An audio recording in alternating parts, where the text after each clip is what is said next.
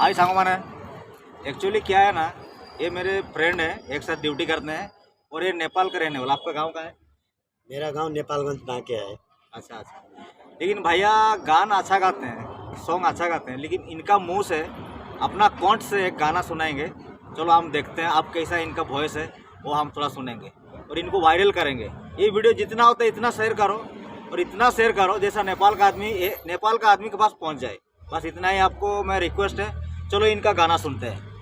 खाँदौरा छिर्याउ कसैले छानो हाल्यो काँदौरा छिर्याउ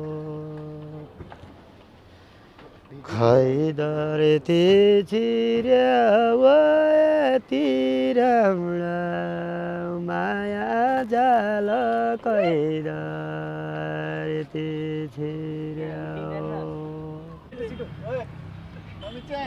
देखा अभी भैया जो अभी गाना गाए हैं नेपाली भाषा का, कितना अच्छा गाए। अभी इसी गाने को स्टूडियो में लेके हम रिकॉर्डिंग करके फिर अभी कैसेट बनाए या कुछ भी वीडियो वगैरह बनाए तो कैसा लगेगा।